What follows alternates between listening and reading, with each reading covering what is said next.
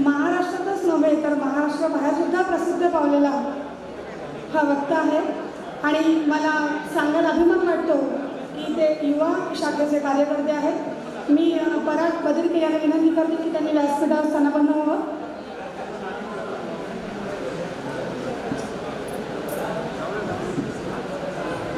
पराग बदिरके यांचं 10वी पर्यंत शिक्षण महाडमधील विह परांजपे महाविद्यालयातून झालं। त्यानंतर पुण्याच्या SP कॉलेजमध्ये 11वी 12वी शिक्षण पूर्ण केले व सध्या यशवंतराव चव्हाण शासकीय विधी महाविद्यालय पुणे येथून LLB चे 4थ्या वर्षाचं शिक्षण केलेलं आहे। अजून एक अभिमानास्पद गोष्ट म्हणजे स्पीक फॉर इंडिया 2023चा सर्वोच्च वादविवाद स्पर्धेचे ते विजेते आहेत। रापस राष्ट्रीय वक्तृत्व स्पर्धेचे विजेतेपद त्यांनी पटकावले। आंतरराष्ट्रीय पातळीवर human rights and gender justice या विषयावर घेण्यात आलेल्या कॉन्फरन्समध्ये भारताचे प्रतिनिधित्व त्यांनी केले। फिरोदिया महाविद्यालय आयोजित आगरकर करंडक राष्ट्रीय वादविवाद स्पर्धेचे विजेतेपद त्यांनी पटकावले।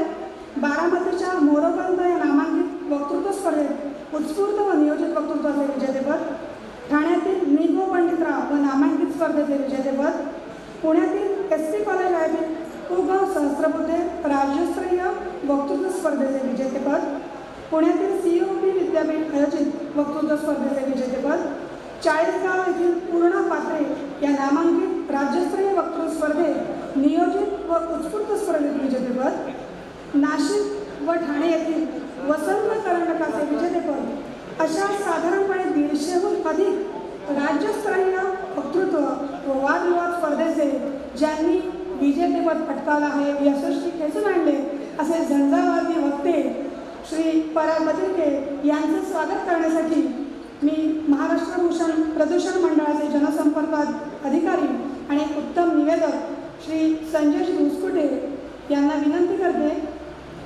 अनेक स्पर्धांचं विजेतेपद ज्यांनी पटकावले असे पराग बदिरके।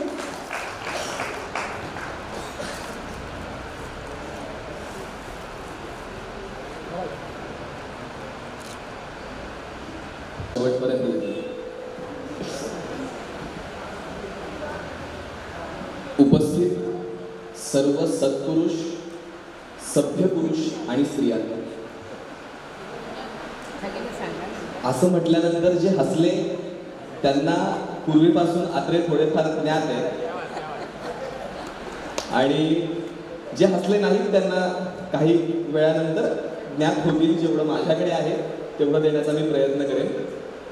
खरं तर मी सुरुवातीला सभ्य पुरुष आणि स्त्रियांनो हे यासाठी म्हटलं की त्यासाठी एक अतिशय प्रचलित असा आत्रेंचा एक प्रसंग आहे आणि आत्रे समजून घ्यायचे असतील तर त्यांचे 5 खंड वाचण्यापेक्षा मला वाटतं त्यांचे प्रसंग जर आपण समजून घेतले तर जास्तीत जास्त आत्रे हे सहजरित्या आपल्यापर्यंत पोहोचतात असं मला वाटतं। तो प्रसंग असा आहे की एकदा पुण्यामध्ये एक फर्ग्युसन नावाचं महाविद्यालय जे आपल्या प्रत्येकाला माहिती आहे आणि त्या फर्ग्युसन महाविद्यालयाचं एक वैशिष्ट्य म्हणून त्यांच्याकडे एक ॲम्फी थिएटर आहे। त्या ॲम्फी थिएटरची रचना अशी आहे की तुम्ही त्या सभागृहामध्ये जर का त्या व्यासपीठावरती उभे असाल तर तुम्हाला लांबून जो कोणी पाहिल तो तुम्हाला पूर्णपणे पाहू शकतो आणि अशीच त्यांची तिथे सभा होती आणि त्या सभेच्या निमित्ताने आत्रे उभे होते। आत्रेंनी सुरुवात केली की सभ्य स्त्री पुरुषांनो, त्यानंतर काही विद्यार्थी तिथे होते ज्यांना त्यांचा कार्यक्रम उधळून लावायचा होता म्हणून ते जोरात ओरडले हो। असं ओरडल्यानंतर सगळे हसायला लागले आणि सगळ्यांना असं वाटू लागलं की आत्रेंचा हा कार्यक्रम बहुतेक पडला। त्यावरती आत्रे शांत राहिले, सगळ्यांना हसून दिलं आणि त्यानंतर म्हटले हो, मी तुम्हाला सोडून सगळ्या सभ्य आणि स्त्री पुरुषांनाच संबोधलं होतं। म्हणजे अशा विनोदाच्या माध्यमातून ज्यांनी महाराष्ट्राला खळखळून हसवलं, आपल्या साहित्याच्या माध्यमातून नाटक, कथा, पटकथा, साहित्य, पत्रकारिता, विडंबन या सगळ्याच्या माध्यमातून इथल्या महाराष्ट्राच्या माणसांना हसून हसून ज्यांनी नकोसं केलं, मला वाटतं की तुम्हाला समाजामधलं जे दुःख आहे ते कधी कमी करता येत नाही, परंतु त्या दुःखावरती पाझर जर तुम्हाला घालायची असेल, एखादी घोंगडी टाकायची असेल तर त्यासाठी विनोद हा सर्वाधिक मोठा असतो आणि तो विनोद तुमच्या माझ्यामध्ये पेरण्याचं काम ज्यांनी केलं त्या आचार्य आत्रेंविषयी बोलण्यासाठी मी कुमार पराग राजेंद्र बदिरके मूळ महाडचा विद्यार्थी इथं तुमच्या सगळ्यांसमोर बोलण्यासाठी उभा आहे. सुरुवातीला काही म्हणजे काही माझ्या खूप जवळच्या माणसांची नावं घेणं मला खूप गरजेचं वाटतं. याचं कारणही असं आहे की प्रत्येक ठिकाणी बाहेर बोलताना ती माणसं ऐकायला नसतात. मग त्यांच्याबद्दल माझी भावना नक्की काय ती मला व्यक्त करता येत नाही. पण आज ती संधी आहे, कारण कोकण मराठी साहित्य परिषदेच्या माध्यमातून आज ज्यावेळेस हा कार्यक्रम होतो त्यावेळेस माझे महाडचे, रायगडचे जे माझ्या आवडीचे सगळे रसिक आहेत ते रसिका तिथे उपस्थित आहेत. असं म्हणतात की मौनाचं रामायण सहन करायला सीता झालं तरी चालतं, पण शब्दांचं महाभारत सहन करायचं असेल तर पाठीशी कृष्ण हवा. आणि हे मौनाचं रामायण ज्यावेळेस सहन करायचं मी ठरवलं त्यावेळेस माझ्यासोबत पाठीवरचा कृष्ण म्हणून जे उभे राहिले ते आपणा सर्वांचे परिचित आणि माझे खूप लाडके काका सुधीर काका. सर्वप्रथम मी त्यांना वंदन करतो. आणि त्याचबरोबर ज्यांनी या संपूर्ण प्रवासामध्ये असे कित्येक लोक आहेत ज्यांनी मला सातत्यानं आधार दिला, म्हणजे बोट घेऊन ह्या सगळ्या क्षेत्रांमध्ये आणलं. मग इथे पुस्तक बागेच्या माध्यमातून मला नेहमी मदत करणाऱ्या शोभाताई सावंत बसलेल्या आहेत, संजय काका आहेत, जंगम सर बसले. आणि सातत्यानं जो मला तू पुढे जा, तू काम कर, तू काहीतरी कर असं म्हणून जो उत्तेजित करत असतो असा योगेश दादा सुद्धा इथे बसलाय. त्यामुळे अशी फार जवळची माणसं इथे आहेत आणि या सगळ्यांसमोर बोलण्याची संधी मला कोकण मराठी साहित्य परिषदेने दिली. त्याबद्दल सर्वप्रथम मी आपणा सर्वांचे खूप खूप आभार व्यक्त करतो. आणि खरं तर आत्रेंचं आयुष्य समजून घेत असताना मुळात त्यांच्या जीवनाच्या ज्या व्याख्या आहेत ना त्या व्याख्या आपण समजून घेतल्या पाहिजे. माणसाचं आयुष्य हे फार विलक्षण असतं आणि त्या आयुष्याच्या प्रत्येक वळणावरती वळत राहतं. त्याच्या आयुष्यात एखादं असं काही आडवं वळण घेतं की त्या ठिकाणी त्याचं संपूर्ण आयुष्य हरवून जातं, अगदी शब्दकोड्यात हरवलेल्या एखाद्या शब्दासारखं. काही माणसं स्वतःच्या कार्यकर्तृत्वानं स्वतःच्या मस्तकावरती चैतन्याचं पांढरं शुभ्र चांदणं निर्माण करतात, तर काही वैफल्याचे हात येऊन ते चांदणं पुसतात म्हणून त्यांच्या जगण्याच्या पाट्या या कधीच कोऱ्या राहत नाही. त्या माणसांच्या काळजात मिळणारं घर हे संत ज्ञानेश्वर माऊलींच्या हे विश्वची माझे घर ह्या संकल्पनेसारखं वैश्विक स्वरूप प्राप्त करणार असतं. मग एखाद्या माणसानं का जगावं, कसं जगावं आणि कोणासाठी जगावं ह्या सगळ्याच प्रश्नांची उत्तरं ही माणसं त्यांच्या विचारांच्या माध्यमातून ह्या समाजाला सातत्यानं देत असतात. आणि मग खऱ्या अर्थानं माझा आवाज येत असेल तर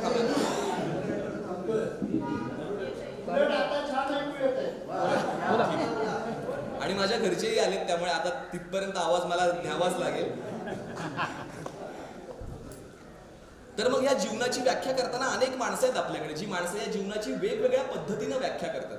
मग आचार्य आत्रेंची व्याख्या समजून घेण्यापूर्वी मला उत्तम कांबळे आठवतात. आणि उत्तम कांबळे असं म्हणतात की ज्यावेळेस माणसाला दुःख होतं त्यावेळेस माणसाला वेदना होतात आणि याच वेदना ज्यावेळेस असह्य होतात त्यावेळेस त्या वेदना न राहता त्या अश्रूंचं रूप धारण करतात. मग हे अश्रू ढाळणं म्हणजे दुःख संपवणं का? तर नाही मित्रांनो, हे अश्रू ढाळणं म्हणजे नवीन दुःखांना संधी देणं. या दुःखापासून सुखापर्यंतचा केलेला जो प्रवास आहे त्या प्रवासाला उत्तम कांबळे हे जीवन समजतात. तर दुसऱ्या बाजूला वि स खांडेकर त्यांच्या अमृतवेल सारख्या पुस्तकाच्या माध्यमातून लिहितात की भंग झालेल्या स्वप्नांच्या तुकड्याला कवटाळण्यासाठी माणसाचा जन्म होत नाही किंवा भूतकाळातल्या साखळ दंडानं त्याला जखडूनही ठेवता येत नाही. माणसाचा जन्म हा संघर्ष करण्यासाठी झालेला असतो. त्यामुळे एखाद्या माणसानं एखादं स्वप्न पाहणं, ते पूर्ण करण्यासाठी धडपडणं आणि मग तेच स्वप्न भंग होणं आणि मग याच भंग झालेल्या स्वप्नांच्या तुकड्याला कवटाळून नव्या स्वप्नांची आस लावणं, ही जी आस आहे त्या आसेला कुठेतरी वि स खांडेकर हे जीवन समजतात. पण ते जर का तुम्ही आचार्य आत्रेंकडे पाहिलं तर त्यांच्या विनोद बुद्धीच्या माध्यमातून ते असं नेहमी म्हणायचे की तुमचं जीवन जे आहे ना ते जीवन म्हणजे एक मौज आहे. त्या मौजेचा पूर्णपणे आनंद घ्या, कारण याच्यामध्ये तुम्ही जीवनाला मौज जर का समजला तर तुम्हाला त्या जीवनाचा कंटाळा कधी येणार नाही आणि त्याचबरोबर तुम्हाला तृप्तताही पूर्ण कधी मिळणार नाही. आणि अशा प्रकारे जीवनाची वेगळी व्याख्या आपल्यासमोर ठेवण्याचं काम आचार्य आत्रे करतात. मग ते आचार्य आत्रे ह्या त्यांच्या संपूर्ण आयुष्यामध्ये विविध प्रांगणांवरती उभे राहिले. मग त्यांनी विविध प्रकारच्या भूमिका वठवल्या. कधी मग नाटक, साहित्य, पटकथा, चित्रपट, विडंबनकार, त्याचबरोबर पत्रकार अशा अनेक भूमिकांच्या माध्यमातून त्यांनी या सर्जनाच्या भूमिका स्वीकारल्या. तर दुसऱ्या बाजूला सामाजिक कार्यकर्ता, राजकारणी ह्या सगळ्या भूमिकांच्या माध्यमातून ते वास्तववादाचं दर्शन त्यांनी आपल्या प्रत्येकाला करून दिलं. आणि खऱ्या अर्थानं वास्तववादी जीवन आणि सृजनाचं जीवन यांच्यामधली नक्की ती दोर कुठली आहे, ती दोर सांभाळत संपूर्ण आयुष्य त्यांनी त्यांचं जगलं. आणि खऱ्या अर्थानं एक जीवनाची वेगळी व्याख्या तुमच्या माझ्या प्रत्येकासमोर उभं करण्याचं त्यांनी काम केलं. त्यांच्या या सगळ्या भूमिका जर का आपण पाहिल्या ना तर त्या भूमिका मला लार्जर दॅन लाईफ वाटतात.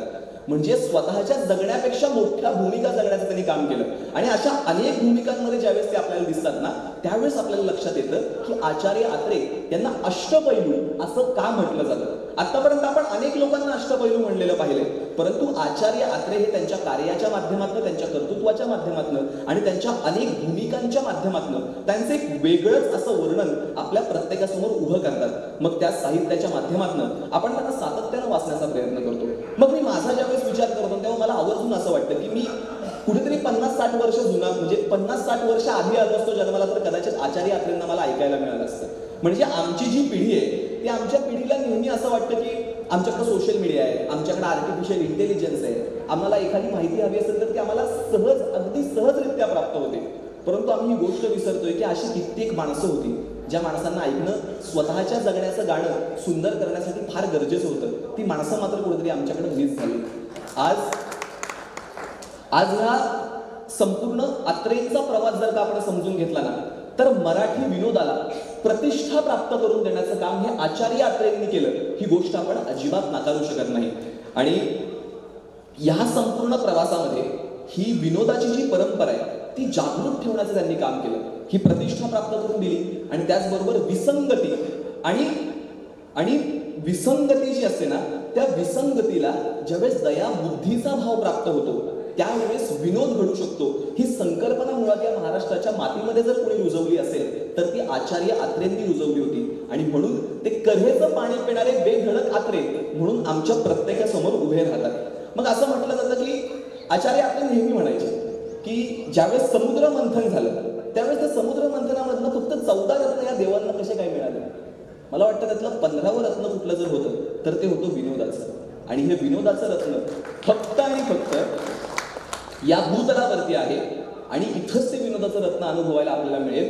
आणि त्या रत्नाची ओळख जर आपल्याला कोणी करून दिली असेल तर ती निश्चितपणे आचार्य आत्रेंनी करून दिली होती. म्हणजे फार साध्या शब्दात जर का सांगायचं झालं ना तर असं समजा एक रखरखीत ऊन आहे आणि त्या रखरखीत उन्हामध्ये आपण दमून खूप चालतोय, आयुष्याचा वीट आलाय. पण त्या क्षणी जर का समजा आपल्यासमोर एक मोठी बगीचा आला, तिथं सुंदर सुंदर झाडं आहेत, फुलं आहेत आणि एक मध्ये मोठा कारंजा आहे आणि त्या कारंजाच्या बाजूला जाऊन जर आपण उभं राहिलं तर किती सुंदर वाटेल. मला वाटतं इथल्या माणसांचं आयुष्य इतकं विनोदाच्या माध्यमातून सुंदर करण्याचं काम आचार्य आत्रेंनी केलंय. आणि ह्या आचार्य आत्रेंचं हे संपूर्ण आयुष्य हे त्यांनी त्यांच्या त्या विनोदाच्या माध्यमातून आणि सहजतेच्या माध्यमातून आपल्या सगळ्यांसमोर प्रकट केलं. मग मगाशीच मी फर्ग्युसन महाविद्यालयाचा उल्लेख केला होता. त्या फर्ग्युसन महाविद्यालयामधलाच एक असा छान प्रसंग आहे की काही शाळकरी विद्यार्थी होते आणि काही कॉलेजचे विद्यार्थी होते. विद्यार्थ्यांनी ठरवलं की अँफी थिएटरमधलं आपल्या आचार्य आत्रेंचं भाषण हे आपण पाडून टाकायचं, त्यांचं ठरलं होतं. आणि ती म्हातारी असते ना, म्हणजे आपण उडवतो, तर ती म्हातारी घेऊन सगळे विद्यार्थी येऊन बसले होते. आचार्य आत्रेंनी त्यांच्या भाषणाला सुरुवात केली आणि सगळी म्हातारी उडवायला त्यांनी सुरुवात केली. सगळीकडे म्हातारी झाली, पोरं किंचाळायला लागली. आचार्य आत्रेंनी तितक्या संयमाने ते पाहिलं आणि त्या विद्यार्थ्यांना फक्त इतकंच म्हणाले की तुमच्यासारख्या युवकांनी म्हाताऱ्यांच्या मागं लागणं काही योग्य वाटत नाही. म्हणजे इतकी सहज विनोद बुद्धी जी होती ना ती त्यांच्यामध्ये ती दडली होती. एकदा सखा पाटील होते, ते असं म्हणाले की संयुक्त महाराष्ट्र हा कधी होऊच शकत नाही. जोपर्यंत चंद्र सूर्य तारे आहेत तोपर्यंत संयुक्त महाराष्ट्र होऊ शकत नाही. त्यावरती आचार्य आत्रे जास्त काही बोलले नाही, फक्त एवढंच म्हणाले की मग हे चंद्र सूर्य तारे काय सखा पाटलांच्या बापाच्या घरचे. म्हणजे त्यांच्या विनोदामध्ये इतकी सहजता होती ना की त्या सहजतेच्या माध्यमातून ते तुम्हा आम्हा प्रत्येकाला हसवत होते. आणि अशी सहजता मला वाटत नाही की आपल्याला फार सध्या पाहायला मिळते. मला असं वाटतं की विनोदाला नेहमीच एक विद्वत्तेचं अधिष्ठान असतं आणि ते विद्वत्तेचं अधिष्ठान टिकवून ठेवण्याचं काम पु ल देशपांडे असतील किंवा आचार्य आत्रे असतील यांनी केलं. ह्या विनोदाच्या परंपरेमधले जर का कधी विचारलं गेलं की सर्वाधिक 2 उत्तम वक्ते कुठले असतील तर अर्थात त्याच्यामध्ये आचार्य आत्रे आणि पु ल देशपांडे यांची नावं घेतली जातात. पण मला त्यांच्यामध्ये एक छोटासा फरक जाणवतो. तो फरक असा आहे, ते दोघंही एकमेकाला प्रचंड प्रेम करायचे. ही गोष्ट मी आधीच नमूद करतो. आचार्य आत्रेंचे बऱ्याच जणांसोबत वाद होते, पण तसे पु ल देशपांडेंसोबत आपल्याला कुठे वैचारिक वाद थोड्याफार प्रमाणामध्ये पाहायला मिळत नाहीत. पण त्यांचं जर ते विडंबन आपण पाहिलं तर त्यामधली जी ती रेघ आहे ना ती एवढीच होती की घरामधल्या एका पुरुषानं छान अंगावरती वस्त्र घालायची आणि गावामध्ये फिरायचं. त्याला प्रत्येक गावातला माणूस स्वीकारेल. पण दुसऱ्या बाजूला घरामधलं एखादं मूल अंगावरती काहीच कपडे न घालता, लहान मूल अंगावरती काहीच कपडे न घालता जर त्या समाजामध्ये वावरलं तर त्याला सुद्धा स्वीकारलं जाईल. आणि हाच फरक त्या दोघांमधला होता. पु ल देशपांडे यांना ते सद्गृहस्थासारखे सगळीकडे वावरले आणि त्यांना स्वीकारलं गेलं. आणि आचार्य आत्रे हे लहान मुलासारखे सर्वत्र वावरले आणि त्यांना सुद्धा स्वीकारलं गेलं. आणि खऱ्या अर्थानं ह्या आपल्या विडंबनाच्या आणि विनोदाच्या माध्यमातून ह्या समाजाला वटणीवरती आणण्याचं काम मला वाटतं आचार्य आत्रेंनी केलं होतं. आचार्य आत्रेंचं चौपाटीवरती घर होतं. ते त्यांच्या त्या करेचं पाणीमध्ये त्यांनी लिहिलंय हा प्रसंग की त्याला लहानपणापासून इच्छा होती की मला जर उत्तम साहित्यिक व्हायचं असेल तर साहित्यिक होत असताना सूर्योदय आणि सूर्यास्त पाहणं फार गरजेचं असतं. म्हणजे सूर्योदय सूर्यास्त पाहताना छान साहित्य लिहिलं जातं असं त्यांना वाटत होतं. म्हणून त्यांनी चौपाटीवरती मस्त एक घर घेतलं आणि त्यांना असं वाटू लागलं की आता आपण एवढं बंगला बांधलाय, आपल्याला सूर्योदय पाहायला मिळेल, सूर्यास्त पाहायला मिळेल. सकाळ सकाळ उठले, गच्चीवरती गेले, गच्चीवरती जाऊन उभे राहिले आणि बघतात तर काय बाजूला काही झोपडपट्टीतली माणसं शौचालय येत होती. त्या आत्रेंची सटकली. आत्रे विचार करायला लागले मी कुठल्या उद्देशाने आलोय आणि मला काय पाहायला मिळतंय. मग त्यांनी लावला पोलीस. पहिलं त्यांनी त्यांना हटकवलं, ते काय हटकले. नंतर त्यांनी पोलिसांना फोन केला. पोलिसांनी पण त्यांना हटकवायचा प्रयत्न केला पण तरीही काही होई नाही. शेवटी ही सगळी घटना गेली न्यायालयात. सगळे घटनेच्या दोन्ही बाजू ऐकल्या गेल्या आणि आता जजला पण कळे म्हणजे न्यायाधीशांना पण कळे नाही की करायचं काय. मग न्यायाधीशांनी एक युक्तिवाद असा केला की मुळात तुमची जी भांडणं ज्या गोष्टीवरून चाललेली आहेत ती गोष्ट, तो पुरावा आज अस्तित्वात आहे का, तो पुरावाचं अस्तित्व दाखवा मला. तर आत्रे म्हणाले पुरावा वाहून गेला. म्हणजे आलेल्या इतक्या मोठ्या संभ्रमासमोर, युक्तिवादासमोर सुद्धा आत्रे इतक्या सहज व्यक्त व्हायचे. म्हणजे जेव्हा पानशेचं धरण फुटलं होतं ते आपल्याला माहिती आहे. पानशेचं धरण फुटल्यानंतर पुण्यामध्ये प्रचंड नुकसान झालं आणि त्यानंतर आचार्य आत्रेंचं मराठाच्या माध्यमातून आचार्य आत्रेंनी भयानक काय काय लिहायला सुरुवात केली आणि सगळ्यांना अतूट इच्छा होती की आचार्य आत्रे काय लिहित आहेत ते आपण बघूया. हे बघण्यासाठी सगळे लोक गोळा व्हायला लागले आणि त्यानंतर मराठा हे वृत्तपत्र आता हळूहळू ब्लॅकने विकलं जाऊ लागलं. आणि मग पुण्यातले सद्गृहस्थ त्यांना भेटले. त्यांनी त्यांना विचारलं की काय आत्रे, बाबूराव, त्यांना बाबूराव म्हणायचे की काय बाबूराव, तुमचं वृत्तपत्र आज ब्लॅकने विकलं जात आहे, आमच्यासारख्या सर्वसामान्य माणसांनी करायचं काय. त्यावरती आत्रे त्यांना एवढंच म्हणाले की गवळ्यानं दूध महाग विकलं, याच्यामध्ये म्हशीचा काय दोष. म्हणजे त्यांच्या बोलण्यातच ती सहजता इतकी दडली होती ना की ती सहजताच माणसाला त्यांच्यासमोर प्रसन्न करायची. आणि सध्या माणसाला हवंय काय, ते प्रसन्नपणा हवाय. आणि तोच प्रसन्नपणा कुठेतरी आमच्याकडचा विनोद ज्यावेळेस हरवू लागला ना त्यावेळेस आम्हाला आत्रेंची आठवण यायला लागली. आणि मग विषय जेव्हा मला सुधीर काकांनी विचारलं की विषय काय तयार करायचा, त्यावेळेस आमच्या दोघांचा असा एक विचार झाला आणि आम्ही कऱ्हेचं पाणी प्यालेले असं म्हटलं. ते कऱ्हेचं पाणी प्यालेले हा जो शब्द आहे ना तो मला प्रचंड महत्वाचा वाटतो. तुमची जी वैचारिक, सामाजिक, सांस्कृतिक जी कुठली जडणघडण होत असते ती तुमच्या आजूबाजूच्या भौगोलिक सीमा ज्या आहेत ना त्यांच्यावरती प्रचंड अवलंबून असते असं माझं मत आहे. इतरांचं मत काही वेगळं असेल पण माझं असं मत आहे. तर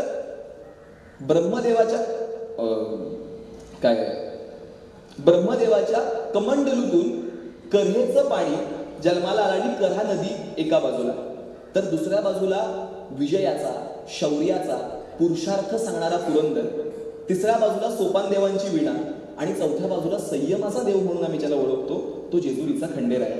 अशा या भौतिक बाजूनं व्यापलेल्या सासवडमध्ये त्यांचा जन्म झालाय आणि म्हणून ते कऱ्हेचं पाणी पिलेले बेधडक आत्रे. आता बेधडक काय, कारण तिथं शक्ती पण आहे आणि तिथं भक्ती पण आहे. आत्रे नेहमी म्हणायचे की माझं म्हणजे ना एखाद्या भुंग्यासारखं, फूल दिसलं की भुंगा कसा झपकन जातो त्याच्यावरती तसंच माझं पण. मला माणसाचे गुण दिसले की त्या गुणांकडे मी आकर्षित होतो आणि त्या माणसापर्यंत पोहोचत असतो. आणि अगदी त्याच पद्धतीनं ज्या ज्या वेळेस मला एखाद्या माणसाचे विचार पटतात, त्याचे गुण हे अतिशय महत्वाचे वाटतात, त्यावेळेस त्याची मी भक्ती करतो. आणि ज्या ज्या वेळेला या समाजाचा विद्रोह या व्यवस्थेसमोर मांडायचा असतो त्यावेळेस तिथं मी माझ्या लेखणी नावाच्या शक्तीचा वापर करतो. या भक्ती आणि शक्तीच्या विद्यापीठाच्या माध्यमातून कऱ्हेचं पाणी प्यालेले बेधडक असे आत्रे तुमच्या माझ्या प्रत्येकासमोर उभे राहतात. त्यांचं व्यक्तिमत्व हे किती भयानक असेल ह्याचा आपण विचार केला पाहिजे. त्यांचे प्रत्येकासमोर प्रत्येकासोबत बऱ्याच लोकांसोबत त्यांचे वैचारिक वाद होते. आणि ज्यावेळेस त्यांचं करेचं पाणीचा पहिला खंड प्रकाशित करायचा होता त्यावेळेस तो पुण्याच्या SM जोशीमध्ये प्रकाशित करणार होते. आणि त्यावेळेस त्यांना एक सहज प्रश्न विचारला गेला, काय आत्रे तुमचं करेचं पाणी गढूळ आहे का? तर आत्रे म्हणतात, करेचं जे माझं पाणी आहे ते प्रचंड निर्मळ आहे, ते स्वच्छ आहे, ते कोणीही पिऊ शकतं. पण ज्यावेळेस संयुक्त महाराष्ट्राचा विषय येतो ना त्यावेळेस ते पाणी खळबळून जागं होतं आणि ते गढूळच होतं आणि ते गढूळच झालं पाहिजे. म्हणजे संयुक्त महाराष्ट्राच्या चळवळीसाठी आत्रेंनी दिलेलं जे योगदान आहे ते योगदान म्हणजे प्रचंड मोठं आहे. ते आपण म्हणजे त्याची किती महती आहे ते आपण जास्तीत जास्त पुस्तकांच्या माध्यमातून वाचून समजून घेऊ शकतो असं मला वाटतं. कारण एका बाजूला माझी मैना गावाकडे राहिली असं म्हणत लोकगीतांच्या माध्यमातून आणि गाण्यांच्या माध्यमातून संयुक्त महाराष्ट्राची चळवळ उभी राहत होती, तर दुसऱ्या बाजूला विडंबन आणि विनोदाच्या माध्यमातून आणि वक्तव्यांच्या माध्यमातून जर कुणी ती बाजू सांभाळून ठेवली असेल ना तर ती आचार्य आत्रेंनी सांभाळून ठेवली होती. महाराष्ट्र हे जे नाव आहे ना ते नाव सुद्धा आचार्य आत्रेंच्या भूमिकांमुळे जागृत राहिलं. ही गोष्ट आपण कुठेतरी विसरून गेलोय असं मला वाटतं. कारण महाराष्ट्र ही अशी भूमी आहे की छत्रपती शिवाजी महाराजांच्या कर्तृत्वाने आणि मावळ्यांच्या रक्ताने गौरवशाली बनलेली महाराष्ट्र भूमी आहे. आणि या महाराष्ट्र भूमीमध्येच तो बंडखोरपणा आपण आधी अनुभवला. स्वराज्याची स्थापना या महाराष्ट्रातच झाली. परंतु जसे ब्रिटिश आले तसे त्यांनी या महाराष्ट्राचं नाव बॉम्बे प्रेसिडेन्सी ठेवलं. आणि बॉम्बे प्रेसिडेन्सी नंतर मग मुंबई, मग सगळ्यांचं मत असं होतं की तो संयुक्त महाराष्ट्राची म्हणजे सुरुवातीला तर वाद होता की संयुक्त महाराष्ट्र होणार की नाही. मोरारजी देसाईंच्या काही हट्टीपणामुळे 109 आपल्याकडचे जवान आपले भूताचे काही लोकांना हुतात्मा पत्करावं लागलं. आणि मग त्यानंतर साधारण पंडित जवाहरलाल नेहरूंना याचा अंदाज आला आणि मग त्यांनी हा सगळा जो केंद्रामध्ये गेला हा सगळा विषय आणि मग ती सत्ता मोरारजींकडनं यांच्याकडे आली, यशवंतराव चव्हाणांकडे आली. आणि मग तो संयुक्त महाराष्ट्राचा कलश हा यशवंतराव चव्हाण घेऊन आले असं आमच्याकडे एक प्रख्यात अशी काय म्हणतो आपण व्याख्याच पूर्ण झाली असं आपण म्हणू शकतो. परंतु याच संयुक्त महाराष्ट्राच्या चळवळीमधलं जे आचार्य आत्रेंचं योगदान आहे ना ते योगदान मात्र आपल्याला नाकारता येत नाही. संयुक्त महाराष्ट्राची चळवळ पूर्ण झाली, संयुक्त महाराष्ट्र झाला, परंतु त्यानंतर त्याचं नाव काय ठेवायचं हा सुद्धा प्रश्न पडला होता. मग कित्येकांचं मत असं होतं की त्याचं नाव हे मुंबई राज्य ठेवायचं. आणि मग त्यानंतर त्याच्यावरती एक दणदणीत आत्रेंचा लेख आला की महाराष्ट्राचं नाव बदलून तर बघा. आणि त्यानंतर लोक महाराष्ट्रामधली पेटून उठली आणि पुन्हा एकदा संयुक्त महाराष्ट्राच्या चळवळीला पुन्हा एकदा एक नवीन प्रेरणा मिळाली आणि लोक महाराष्ट्र या नावासाठी पुढे येऊ लागले. आणि मग याला थोडासा सपोर्ट म्हणजे काय म्हणतो आपण नाव मुंबई राज्य ठेवण्याला सपोर्ट हा यशवंतरावांचा पण होता. पण मग कालांतराने महाराष्ट्रामध्ये पेटलेली आग प्रत्येक जण बघू लागला आणि त्यानंतर मुंबई राज्य आणि कंसात महाराष्ट्र असं नाव ठेवलं. आणि त्यावेळेस आत्रेंनी फार चपकन शब्दात त्यांना उत्तर दिलं, बाईला मुलगी झाली की मुलगीला बाई झाली. प्रश्न आहे ना, बाईला मुलगी होते का मुलगीला बाई होते? तसंच हे होतंय, आम्हाला महाराष्ट्रच नाव हवं. त्यांनी अनेक लेख लिहिले आणि शेवटी केंद्रालाही मागं झुकावं लागलं. आणि मार्च महिन्याच्या 1960 मार्चमध्ये नाव महाराष्ट्र हे ठरवण्यात आलं. आणि ह्या महाराष्ट्राचं नाव जर कुणी उभं केलं असेल तर ते आचार्य आत्रेंनी उभं केलं. ही गोष्ट आपण प्रत्येक जण लक्षात घेऊया. तुम्ही संयुक्त महाराष्ट्र झालाच पाहिजे, संयुक्त महाराष्ट्र झालाच पाहिजे अशा प्रकारची वक्तव्य सातत्यानं का करतात असा यशवंतरावांनी प्रश्न विचारला. त्यावेळी ते म्हटले की मला असं वाटतं की संयुक्त महाराष्ट्र झालाच पाहिजे. ते म्हटले तुमचा जो च आहे ना तो च चुकतोय. असं म्हटल्यानंतर मात्र आत्रेंची सटकली. आत्रे म्हणाले की तुमच्या नावातला च काढून टाकला तर जे राहील ते तुम्हाला येणाऱ्या काळामध्ये प्राप्त होईल. चव्हाणांमधला च काढला तर वाहन राहतं, अशी त्यांची त्यावेळेची तो युक्तिवाद होता. आणि मग महाराष्ट्राच्या मुक्तीमध्ये सर्वाधिक मोठा वाटा हा आत्रेंचा होता. आणि तो वाटा बाजूला करण्यासाठी सुद्धा कित्येक प्रयत्न केले, त्याबद्दल सुद्धा मी पुढे जाऊन थोडंसं बोलेन. त्यांची जी विनोद बुद्धीची निर्मिती आहे ना त्या विनोद बुद्धीची निर्मिती सुद्धा या कऱ्हेच्या काठावरतीच झाली. त्यांचे जे काका होते ते काका मामलेदार होण्यासाठी याला निघाले, पुण्याला जायला निघाले. आणि पुण्याला निघाले. मोठी बैलगाडी सजवली गेली, बैलगाडीमध्ये भरपूर माणसं बसली होती आणि घरातली आजी जोर जोरात रडायला लागली. नंतर त्या सगळेच त्यांची बायको रडायला लागली, अख्खं गाव रडायला लागलं. हे सगळं बघितल्यानंतर मात्र काका परत आले. हे सगळे बघत होते, आत्रे बघत होते. काका परत आले, काका बसले. एवढा रडारड झाली, एवढी रडारड झाली की बैल पण खालीच बसला. आणि त्यानंतर ते काय मामलेदार होण्यासाठी पुन्हा कधी पुण्याला गेले नाही. ते आयुष्यभर तलाठी म्हणूनच त्यांच्या सासवडमध्ये राहिले. आणि हा जो प्रसंग आहे ना, ह्या प्रसंगाला ते म्हणतात की या प्रसंगामधनं माझ्यामध्ये एक विनोद बुद्धी निर्मिती झाली आणि माझ्यामधला विनोद जन्माला आला. म्हणून म्हटलं करेचे पाणी पिणारे बेधडक आथरे हे त्या करेच्या काठावरतीच लहानपणापासून घडत होते. ही गोष्ट आपण प्रत्येकानं मला वाटतं आपण आवर्जून लक्षात घेतली पाहिजे. एकदा एक छान प्रसंग सांगतो त्यांचा की एकदा त्यांच्या घरासमोर गाढव मेलं होतं. गाढव मेल्यानंतर आजूबाजूचे लोक त्याचा अर्थात फोन कोणाला केला पाहिजे, नगरपालिका महानगरपालिका यांना. पण त्यांना माहिती आहे आपली काही कामं होणार नाहीत. त्यानंतर त्यांनी फोन केला आत्रेंना. आत्रेंना म्हणाले, आत्रे आपल्या घरासमोर मोठं गाढव मेलंय चौकात आणि त्या गाढवाने किती उच्छाद मांडलाय, आम्हाला किती त्रास होतोय, तुम्हाला कळतंय का? आत्रे म्हणाले ठीक आहे. मग त्यांनी आयुक्ताला फोन केला. आयुक्त म्हणाले की बरं सगळं ठीक आहे, हे गाढव मेलंय वगैरे सगळं ठीक आहे, पण हे सगळं तुम्ही जर का माझ्या एखाद्या नगर परिषदेच्या किंवा महानगरपालिकेच्या कार्यालयातल्या एखाद्याही जरी सेवकाला सांगितलं असतं तर ते पण काम झालं असतं. तुम्ही मला का फोन केला एवढ्या छोट्या कामासाठी? तर ते म्हटले आमच्या हिंदू धर्म संस्कृतीनुसार ज्यावेळेस आमच्याकडे एखादा माणूस मरतो त्यावेळेस सगळ्यात पहिल्यांदा त्याच्या नातेवाईकांना कळवलं जातं, म्हणून मी तुम्हाला फोन केला. म्हणजे अशी विनोद बुद्धी ही सातत्यानं त्यांची जागृत असायची.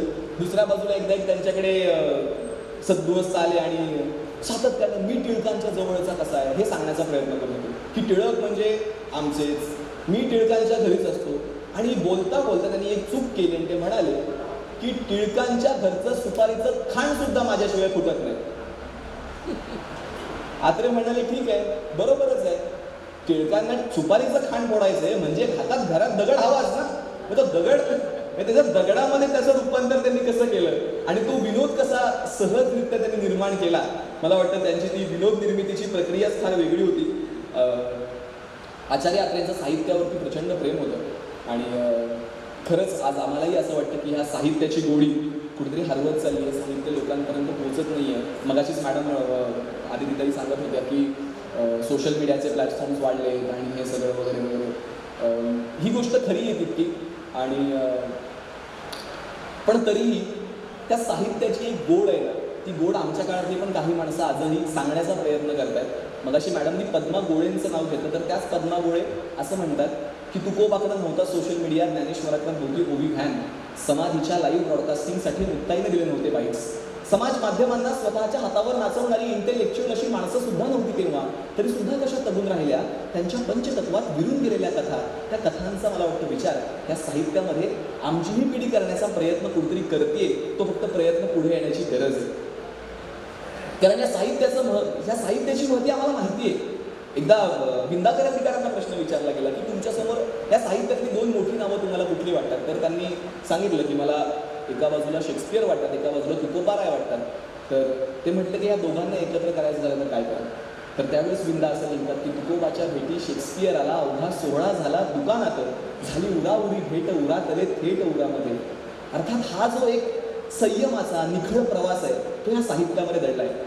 आणि ह्या साहित्याविषयी जी त्यांची आस्था होती ती फार वेगळी होती. त्या साहित्यावरचं त्यांचं प्रेम हे फार वेगळं होतं. म्हणजे ते ज्यावेळेस आर्थिक विवंचनेमध्ये प्रचंड अडकले होते त्यावेळेस त्यांना ग्वालियरमध्ये साहित्य संमेलन, मराठी साहित्य संमेलन होतं ग्वालियरमध्ये, तिथं त्यांना अध्यक्षपद स्वीकारायला सांगितलं.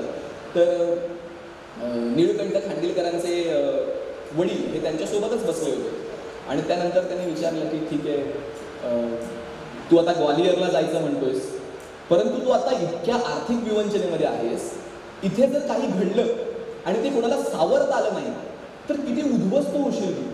तर त्यावरती ते फक्त इतकंच उत्तर देतात की ज्या ज्या वेळेस मला माझ्या आयुष्यामध्ये मराठी साहित्याची, मराठी रसिकांची सेवा करण्याची जेव्हा जेव्हा संधी प्राप्त होईल त्यावेळेस माझ्याकडे जे काही आहे ना ते सगळं सोडून मी तिथं पोहोचलेलं असेल. कारण जसं तुकोबाला त्याच्या पांडुरंगानं सावरलं ना अगदी त्याच पद्धतीनं हे साहित्यच आहे जे मला सुद्धा या सगळ्यामधून सावरू शकेल इतकं साहित्यावरचं निखळ प्रेम त्यांनी त्यांच्या ह्या संपूर्ण आयुष्यामध्ये सातत्यानं आपल्याला दाखवलेलं आहे. आणि ह्या साहित्याची गोडी ही आजही तितकीच टिकून आहे आणि ती आणखीन टिकवून ठेवण्याचा आम्ही प्रयत्न करू. नारायण गुरूंचे शब्द आहेत की मी लिहितो म्हणजे निर्भय होतो आहे, या जगास पाहण्या डोळे देतो आहे, मी अक्षर अक्षर पेरीत जातो रक्त, मी लाखाडून देतो सारी ही तख्त, हा वर्तमान मी इतिहासाला देणे का स्वतःच आपली राख उधळीत जाणे. अर्थात त्या साहित्यातली राख ही आम्हाला सुद्धा अनुभवायची आणि त्यासाठी आचार्य आत्रेंचं चरित्र समजून घेणं हे मला अतिशय गरजेचं वाटतं. त्यानंतर त्यांनी विडंबन काव्य प्रकार लिहिले, झेंडूच्या फुलेच्या माध्यमातून ते व्यक्त झाले. आणि मग तात्यासाहेब केळकर, साहित्य सम्राट तात्यासाहेब केळकर यांनी त्या झेंडूच्या फुलाचं जे वर्णन केलं होतं ते फार सुंदर होतं. ते म्हणतात की झेंडूची फुलं म्हणजे अस्वलाच्या बुबुल्यांसारखी, एकदा सुरू झाली की ती कदापि थांबू शकत नाही. म्हणजे इतकं हास्य या माणसांमध्ये पेरण्याचा त्यांनी सातत्यानं प्रयत्न केला. श्यामच्या आईला पहिला राष्ट्रपती पुरस्कार प्राप्त झाला. बटाट्याची चाळ ज्यावेळेस, त्यांचं एक वेगळं महत्त्व काय होतं माहिती आहे की ते आपण म्हणतो ना एक आमच्या सगळ्यांनी जेलसी किंवा जळणं हा जो प्रकार असतो ना तो त्यांच्यामध्ये कधीच नव्हता. आज आपल्याला जर काही आपण बघतो की जेव्हा आपला पदभार सोडायचा असतो त्यावेळेस प्रचंड विक्षिप्तपणा आपल्याकडे केला जातो. मग तो आपल्याला डोनाल्ड ट्रम्पपासून आपल्या अगदी तळागाळातल्या माणसांपर्यंत आपण प्रत्येकाकडनंच पाहिला. पण त्यावेळेला बटाट्याची चाळ त्यांनी वाचलं आणि ते वाचल्यानंतर रात्री वाचून झालं. वाचल्यानंतर त्यांनी एक अग्रलेख लिहिला आणि सकाळी 3 वाजता पु ल देशपांडेंना फोन केला आणि सांगितलं की आता मी मरायला मोकळा आहे. म्हणजे त्यांचा जो एक प्रकार आहे बोलण्याचा म्हणा, साहित्याचा म्हणा, तो कोणतरी जपतंय यासाठी त्यांच्या मनामध्ये त्या माणसाप्रती असलेली आस्था किती मोठी होती. त्यांच्यामध्ये घडलेला तो जो माणूस होता ना, तो मला वाटतो माणूस फार सुंदर होता. आणि ते नेहमी म्हणायचे की साहित्याच्या पाकातून राजकारणाला तळून काढणारी पत्रकारिता मला करायची. आणि ह्या भूमिकेतनं ते पत्रकार म्हणून सुद्धा निर्भीडपणे आपल्या प्रत्येकासमोर उभे राहिले. त्यावेळेला गिरणी कामगार हे साधारण 11 वाजता सुटायचे आणि त्यानंतर तिथे त्यांचं वृत्तपत्र लावलेलं असायचं आणि त्यामध्ये गिरणी कामगाराला समजतील आणि त्याचं डोपामाइन कुठेतरी जागृत करतील आवडीचं, अशा प्रकारचे त्यांचे ते लेख असायचे वृत्तपत्रांमध्ये आणि त्यांची ती पत्रकारिता असायची. म्हणजे एकदा त्यांनी असं लिहून ठेवलं होतं की मोरारजी देसाई चोर आहे. हे बघितल्यानंतर सगळे कामगार धावत सुटले. त्यांनी सगळ्यांनी वृत्तपत्र घेतलं आणि मग त्याच्या खाली त्यांनी थोडंसं बारीक अक्षर एवढंच लिहिलं होतं की मोरारजी देसाई चोर आहेत असं एका सर्वसामान्य माणसाचं मत आहे. म्हणजे त्या पत्रकारितेतलं जे आश्चर्यचकित करणारे डोपामाइन आहे ना, ते डोपामाइन टिकवून ठेवण्याचं काम मला वाटतं आचार्य आत्रेंनी केलं होतं. आणि ज्यावेळेस संयुक्त महाराष्ट्राची चळवळ चालू होती त्यावेळेला त्यांचं नाव बाजूला कसं जाईल यासाठी हरा महाजनी हे सातत्यानं प्रयत्न करत होते. लोकसत्ताचे त्यावेळेस ते संपादक होते आणि त्यांचा तो प्रयत्न चालला होता. त्यांनी बघितलं आणि एक दिवशी डायरेक्ट वृत्तपत्रामध्ये छापून आलं की हरामखोर. हरामखोर म्हणजे रामखोर, हरा महाजनी यांचं त्यांनी ते विडंबन करताना हरामखोर असं म्हणून केलं. म्हणजे किती सहजरित्या ती पत्रकारिता त्यांच्याकडनं केली जात होती. त्याच्यामध्ये सुद्धा त्यांचा किती मोठ्या प्रमाणामध्ये विनोद दडला होता तो आपण लक्षात घेतला पाहिजे. सुधीर काकांनी मला खूप वर्षांपूर्वी म्हणा हा एक प्रसंग सांगितला होता. LICतला थोडा प्रसंग आहे. म्हणजे लोक त्यांना प्रचंड घाबरायची, बरं का, प्रचंड घाबरायची. एकदा LICमध्ये गेले पॉलिसी काढायला आणि त्यानंतर तिथला एक मेडिकल ऑफिसर आला. मेडिकल ऑफिसर म्हटला की त्यांच्या सगळ्या टेस्ट वगैरे झाल्या. म्हणलं ह्यांना तर आपण पॉलिसी देऊ शकत नाही, 1760,000 ह्यांना. ते म्हणले ठीक आहे. आणि मग तो त्यांच्या मुख्य कार्यालयात गेला आणि सांगितलं की आचार्य आत्रे आले होते, त्यांचं काही ते मेडिकल टेस्ट काही पास होऊ शकत नाही, त्यांना प्रचंड आजार आहे. त्यावेळेस त्यांनी एवढंच म्हणाले की तुम्ही एक गोष्ट लक्षात घ्या, त्यांना जर का 1,000ची हवी असेल तर 1 लाखाची पॉलिसी द्या, 1 लाखाची हवी असेल तर 10 लाखाची पॉलिसी द्या, पण त्यांना पॉलिसी द्या. कारण त्यांची लेखणी जर का आपल्या LICच्या पॉलिसीवरती आली तर आपल्या सगळ्यांना इथला संसार बांधून टाकायला लागेल. इतकी जरब होती त्यांच्या सगळ्या त्या लिखाणाची. लोक इतकी घाबरायची त्यांना. आणि ते फक्त टीका नाही करायची. त्यांची टीका ही नेहमी वैचारिक असायची. त्यांची टीका ही कधीच कुठल्या माणसावरती नव्हती. जवाहरलाल नेहरू असं लिहिणारे आचार्य आत्रे हे ज्यावेळेस नेहरू गेले त्यावेळेस त्यांचं 13वं होईपर्यंत तब्बल 13 दिवस त्यांच्याविषयी आग्रहलेख होते. माणसाची माणसाप्रती असलेली निष्ठा आणि त्यांच्यामधला वैचारिक मतभेद याच्यामधला जो एक तो अंतर आहे, ते अंतर किती सहजरित्या त्यांनी बाळगलंय ते सुद्धा आपण आवर्जून लक्षात घेतलं पाहिजे. अब्राहम लिंकनवरती त्यांनी भरपूर वक्तव्य केली. त्यांनी इतर अनेक मोठ्या माणसांच्या विचारांची चिकित्सा केली, अनेकांवरती टीका केल्या. हे सगळं करत असताना त्यांनी सामान्य माणसाचा जोर होता ना, तो मात्र कधी सोडून दिला नाही. त्यांनी असं कधी केलं नाही की ते फक्त आणि फक्त नेहरू असतील, मोरारजी देसाई असतील, टिळक, सावरकर यांच्यावरतीच टीका केली. त्यांचा आत्रे माटेवाद, आत्रे नासी फडकेवाद हा प्रचंड फेमस आहे. मग त्यांनी फक्त त्यांच्यावरती टीकाच केलं नाही किंवा त्यांच्याविषयी चांगलं लिहिलं नाही, दुसऱ्या बाजूला त्यांनी सर्वसामान्य माणसाची सुद्धा व्यथा इथे पोहोचवण्याचा प्रयत्न केला. म्हणजे ज्या वेळेस त्यांचा ड्रायव्हर बाबू गेला त्यावेळेस सर्वाधिक प्रचंड व्हायरल त्या काळामध्ये झालेला लेख व्हायरल झाला होता, तो म्हणजे माझा बाबू गेला. आणि त्यामध्ये त्यांनी लिहिलं होतं की माझं साहित्य लिहिल्यानंतर मी माझी आत्मीयता, माझ्या मनातले सगळे भाव, माझे जे काय ते सगळे त्याच्यासमोर मांडायचो. आज तो गेल्यानंतर माझं साहित्य मी लिहू कसं? म्हणजे स्वतःच्या ड्रायव्हर सोबत त्यांची इतकी अटॅचमेंट होती. आज आम्हाला इमोशनल अटॅचमेंट आणि या गोष्टी सहज कळत नाही, पण त्यांची भावनिक असलेली ती जी एकमेकासोबतची जी सलगी होती ती किती सुंदर होती. दुसऱ्या बाजूला ज्यावेळेस त्यांचं तो मी नव्हेच हे नाटक फार फेमस झालं आणि त्यावेळेला त्यांनी अशी भन्नाट आयडिया आणली. आत्रे म्हणजे भन्नाट आयडिया हे फिक्स असायचं आणि म्हणून लोक यायची. आणि त्यांनी अशी सरकता रंगमंच असला पाहिजे अशी एक त्यांनी तयार केली होती मनात कल्पना. आणि मुंबई गाठली, पुणे गाठलं, सगळ्या मेस्त्रींना विचारलं की मला एक सरकता रंगमंच बनवायचा आहे आणि तो रंगमंच मला बनवून देणार का? प्रत्येकजण नाही म्हणायला लागला. त्यावेळेस त्यांना कळलं की कोल्हापूरमध्ये महात्मा मेस्त्री नावाचा एक माणूस आहे आणि तो त्याच्याकडे ते गेले. महात्मा मेस्त्रीने लगेच म्हटलं की येस, मी तुमचं हे काम करून टाकणार आहे. आणि त्यानंतर तो सरकता रंगमंच बनवला गेला. आणि मग आत्रेंनी त्यांना विचारलं की किती याचे पैसे ते मला सांगा. ते म्हणले मी काय नालायक आहे का? त्यांचे हेच शब्द आहेत, मी काय नालायक आहे का तुमच्याकडनं पैसे घ्यायला? आणि त्यानंतर आत्रे त्यांना काही बोलले नाही. आत्रे घरी गेले आणि पुढच्या दिवशीचा अग्रलेख होता की महात्मा मेस्त्री नावाचा यंत्रमानव.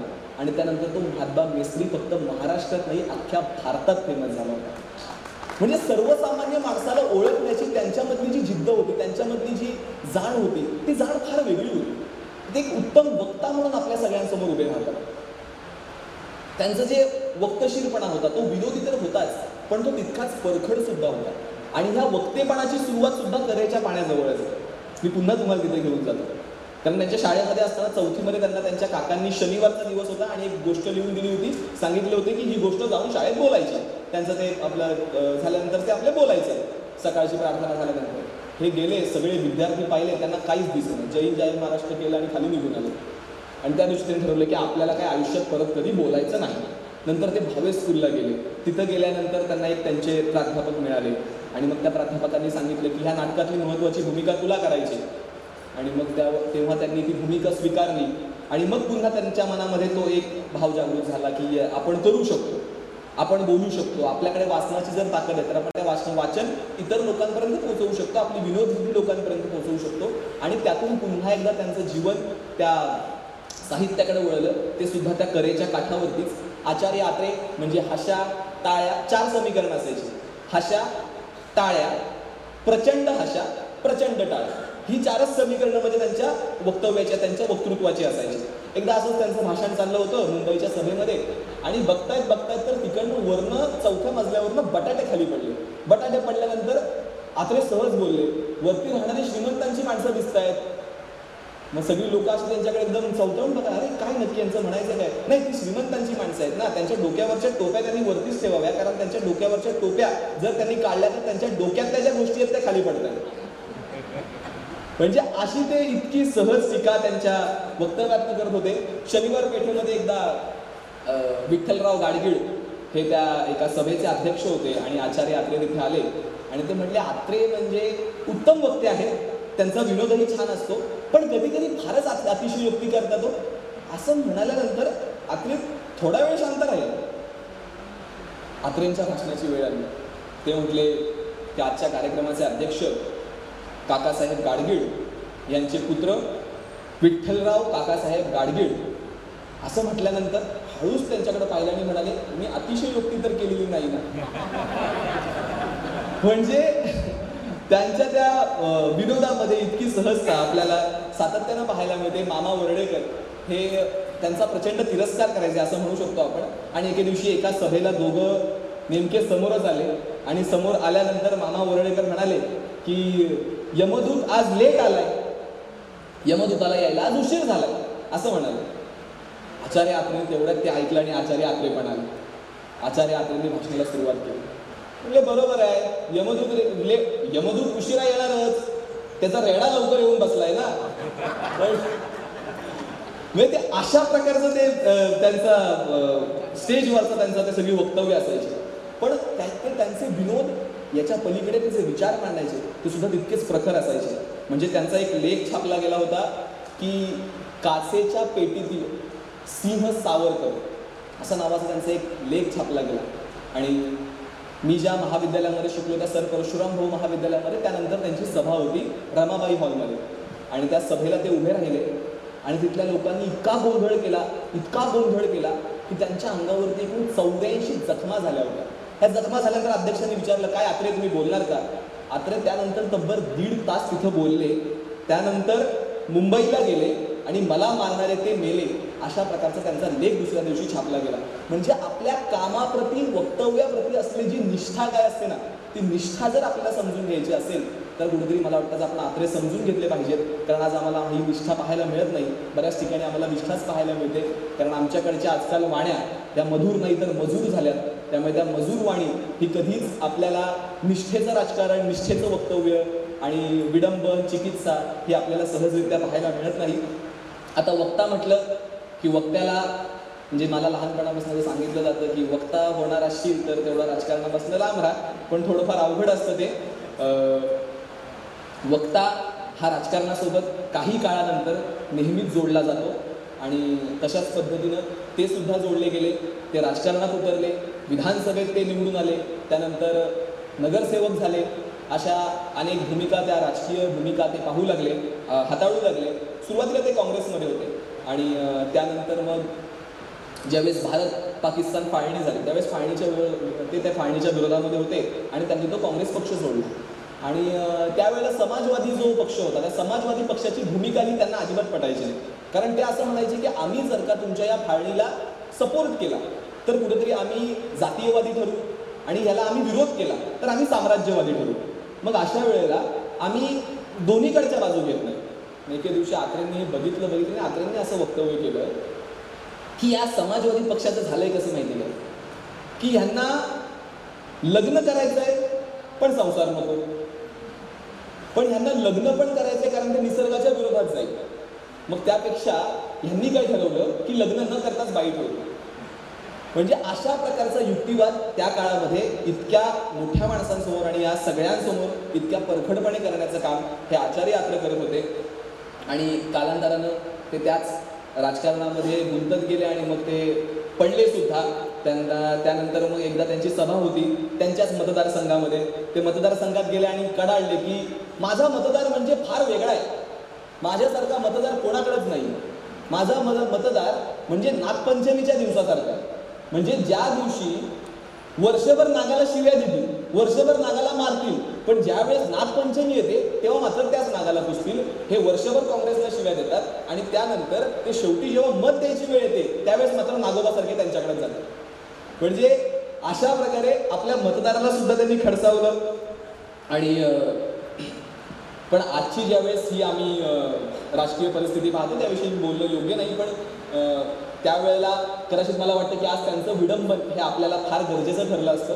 ते विडंबन आज कुठेतरी हरवलंय. तरीही असा काही सातत्यानं प्रयत्न काही लेखकांकडून केला जातो. जसं की रामदास फुटाणे याविषयी अजूनही विडंबन छान पद्धतीनं करतात आणि त्यांनी असं लिहिलं होतं की इथला राजकीय पक्ष म्हणजे शोषितांचा आसरा आहे, रोज नवा जावई येथे, रोज नवा सासरा आहे. मला वाटतं की अशा प्रकारचं विडंबन आपल्याला ह्या काळामध्ये सातत्यानं मोठ्या पद्धतीनं पाहायला मिळालं असतं. ज्यावेळेस कोरोनासारखं संकट आलं त्यावेळेस त्या कोरोनासारख्या संकटामध्ये आपण सगळेजण मास्क लावून फिरत होतो त्यावेळेस त्या मास्कवरती त्यांनी काहीतरी भयानक लिहिलं असतं. अगदी सॅनिटायझरला जसं तीर्थासारखं महत्त्व आले तर त्याच्याविषयी त्यांनी काहीतरी वेगळं लिहिलं असतं. आणि असं ह्या समाजामधला तो विनोदाचा डोपामाइन टिकवण्याचा प्रयत्न आज आपले असते तर नक्की झाला असता. आज त्यांच्यामधले अनेक गुण आमच्याकडे आम्ही काय म्हणतो सातत्यानं हेरण्याचा प्रयत्न करत असतो. परंतु त्यांच्याकडे स्वतःची झालेली चूक स्वीकारण्याची जी ताकद होती ना ती ताकद मला वाटतं आज कुठेतरी आमच्याकडच्या सगळ्या पिढीमध्ये थोडीशी कमी पडत चालली. म्हणजे ज्यावेळेस एस एम जोशी आणि त्यांचे प्रचंड मतभेद झाले होते संयुक्त महाराष्ट्राच्या चळवळीच्या काळामध्ये, त्यावेळेस प्रश्न असा उद्भवला होता की सत्तेत जाऊन संयुक्त महाराष्ट्रीय चळवळीला आपण सपोर्ट करायचा की सत्तेत न जाता. तर त्यावेळेला आचार्य आत्रे यांचं स्पष्ट आणि परखड मत होतं की आपण सत्तेत जाऊया आणि सत्तेत जाऊन आपण आपलं कार्य करूया. तर दुसऱ्या बाजूला एस एम जोशींचं असं म्हणणं होतं की आपण सत्तेत न जाता आपलं कार्य केलं पाहिजे. हा वाद प्रचंड टोकाला गेला, हा वाद अजून पेटू लागला आणि त्यानंतर शेवटी असा प्रश्न पडला की आता हा वाद मिटवणार कोण. तर हे दोघंही मिळून आंबेडकरांकडे दिल्लीला गेले. बाबासाहेब आंबेडकरांचे आणि आचार्य आत्रेंचे संबंध हे प्रचंड चांगले होते, पण तरीसुद्धा त्यावेळेला आत्रेंची त्यांनी बाजू घेतली नाही. त्यांनी एस एम जोशींची बाजू घेतली आणि सांगितलं की सत्तेत न राहताच आपल्याला हे कार्य करावं लागेल, कारण सत्तेत गेलो की आपलं हे कार्य कदापिही पूर्ण होऊ शकत नाही. आणि हे सगळं घडल्यानंतर लोकांना वाटलं की आता आत्रेंचा निर्णय चुकीचा केला, आत्रेंची टीका करूया, आत्रेंची चेष्टा करूया. लोक टिंगल करायला लागले. त्यांना एकदा टिंगल विचारलं की काय मात्रे तुम्हाला कसं वाटतंय. आत्रे म्हणाले काय नाही, बाबासाहेबांनी आमची बिनपाण्यानंच केली. म्हणजे स्वतःचा एखादा मुद्दा इतका सहज ते स्वीकारायचे. स्वतःचं एखादं शल्य, कुठली एखादी गोष्ट आपल्याला खतखतते तर ती आपल्या बाजूला जर आली नाही तर ते इतक्या सहजरित्या ते स्वीकारायचे सुद्धा. मग आमच्याकडे सातत्याने एक प्रश्न विचारला जातो की शिवसेना नाव कोणी ठेवलं, शिवसेना हे नाव कोणाचं, आचार्य आत्रे शिवसेनेचे पहिले प्रमुख झाले असते का, असे अनेक प्रश्न आपल्याकडे उद्भवतात. तर याची सुद्धा एक पार्श्वभूमी अशी आहे की 1959 त्यांनी त्यांच्या वृत्तपत्राच्या माध्यमातून अग्रलेख लिहिला होता की महाराष्ट्राला हाक मारली होती, लिहिलं होतं की शिवसैनिक जागा हो. शिवसेना हा शब्दाचा उल्लेख त्यांनी पहिल्यांदा केला 1963 त्याची आराखडा कसा असला पाहिजे, त्याची रचना कशी असली पाहिजे ह्याबद्दल सुद्धा त्यांनी वक्तव्य केलं. त्यांचं असं म्हणणं होतं की महाराष्ट्रामध्ये सध्याच्या घडीला राष्ट्र सेवा दल, राष्ट्रीय स्वयंसेवक संघ असे काही स्वयंसेवी संघ आहेत, परंतु या महाराष्ट्राच्या मुक्तीला आपल्याला जर काही संयुक्त महाराष्ट्राची चळवळ जर पुढे न्यायची असेल तर त्यासाठी आपल्याला आपला शिवसैनिक उभा करावा लागेल, शिवशक्ती आपल्याला जागृत करावी लागेल. येणाऱ्या 2 वर्षांमध्ये आपल्याकडे निवडणुका असणार आहेत. त्या काळामध्ये त्या शिवशक्तीची आपल्याला गरज आहे. 12 वर्ष ते 17 वर्ष ह्या वयाचा जास्तीत जास्त वयोगट जर का आपल्यासोबत असेल तर ह्या संयुक्त महाराष्ट्राच्या चळवळीला धार येईल. त्यातनं त्यांनी शिवसेना असा उल्लेख करायला सुरुवात केली आणि मग त्यातून नंतर 1900 काही काळानंतर शिवसेना उभी राहिली गेली. मग त्यांचे आणि बाळासाहेबांचे काही वाद झाले, परंतु अशाच प्रकारचं वक्तव्य, अशाच प्रकारची भूमिका ही प्रबोधनकार ठाकरेंची सुद्धा होती. परंतु त्यांच्या ह्या सगळे वाद त्यांचे विकोपाला गेले होते. बाळासाहेबांचे आणि आत्रेंचे वाद हे विकोपाला गेले होते. परंतु काही काळानंतर ज्यावेळेस आत्रे गेले त्यावेळेस मात्र बाळासाहेब असं म्हणतात की असा माणूस पुन्हा होणे नाही.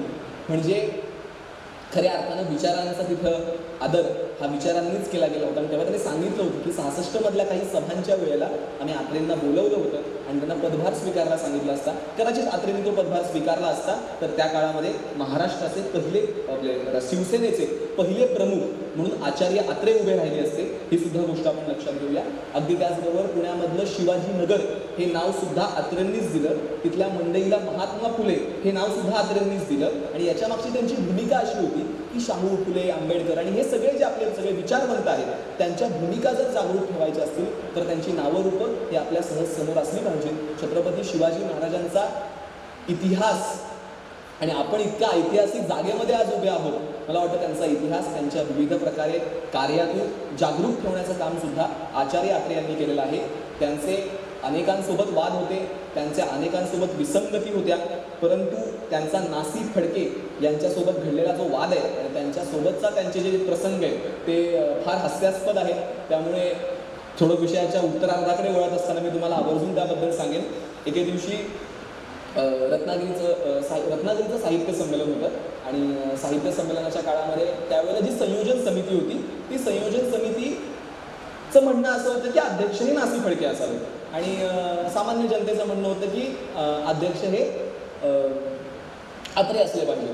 पण त्यावेळेला मग नासी फडकेंनी आपलं अर्ज मागे घेतला, परंतु नंतर संयोजन समिती आपल्या बाजूला आहे या भूमिकेतून त्यांना पुन्हा एकदा अर्ज टाकला. अर्थात ही गोष्ट घटनेच्या विरुद्ध होती तरी सुद्धा आचार्य आत्रे त्यावरती काहीच बोलले नाही. आचार्य आत्रेंनी त्यांचा जाहीर सत्कार केला.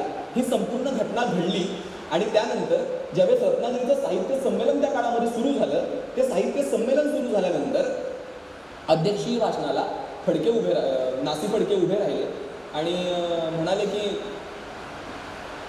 ही जी काय नवयुग मराठा ही जी यांची वृत्तपत्र आहेत ना ही फार अश्लील आहे असं म्हटल्यानंतर मात्र आत्रेंना ते सहनच नाही झालं. दुसऱ्या दिवशी त्यांनी लिहिलं की फडके म्हातारे झाले असा त्यांनी आग्रहलेख लिहिला. आता हा आग्रहलेख आल्यानंतर फडकेंनी तरी शांत राहावं, फडकेही शांत राहायला तयार नाहीत. फडकेंनी काय करायचं तर फडकेंनी असं एका भर पुण्यामधल्या सभेमध्ये वक्तव्य केलं की महान विद्वान लेखकांची जर का एखादी पंगत बसवली गेली तर त्या पंक्तीमध्ये आचार्य आत्रेंना स्थान नाही असं वक्तव्य केलं. वाद अजून पेटू लागला आणि मग मात्र वक्तव्याचा शेवट हा नेहमीप्रमाणे आचार्य आत्रेंनी केला.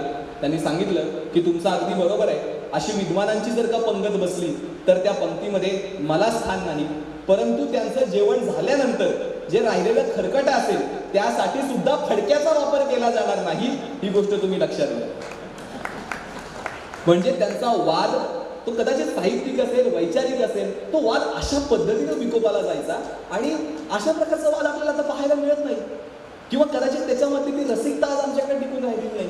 ही सुद्धा गोष्ट आपण मान्य केली पाहिजे. अगदी त्याचबरोबर नासी फडके त्यांना खोदून विचारायचं की तुम्ही स्वल्पविरामाला एवढं महत्त्व का देता, तुम्ही स्वल्पविरामाला एवढं महत्त्व का देता. आचार्य आता त्यांना एकदाच दिवशी म्हणाले होते की मी तुम्हाला वेळ आली की सांगेन. आता वेळ आल्यावर सांगणार म्हटल्यानंतर आता काहीतरी आत्रे करणारच. आत्रे एके दिवशी गेले नासी फडकेंच्या घरी. नासी फडके घरी नव्हते, फडके घरी नव्हते. मग थोडा वेळ बसले, चहा वगैरे झाला. ते म्हटले आता मी निघतो, फक्त जाताना माझा एक निरोप फडकेंना द्या. तू तुझी बायको तू माझी बायको, मी तुझा नवरा, पिक्चरला जाऊ. एवढं म्हणाले निघून गेले. त्यांच्या बायकोला म्हणाले मी तुझा नवरा, तू माझी बायको असं म्हणाले आणि निघून गेले. त्यानंतर नासी फडके घरी आले आणि म्हटले की ते असं म्हटले की तू माझी बायको, मी तुझा नवरा, पिक्चरला जाऊ. ते म्हटले हे काय बोललंय आत्रे, असं काय बोलले. त्यांना ते फोन केला की काय झालंय, तुम्ही माझ्या बायकोला असं कसं काय म्हटलं. ते म्हटले मी काय चुकीचं बोललो.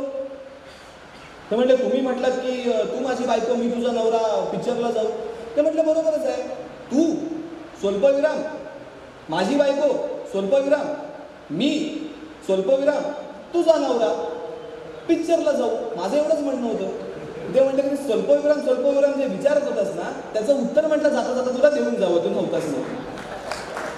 म्हणजे इतकी गंमत त्यांच्या या सगळ्या वक्तव्यांमध्ये होती.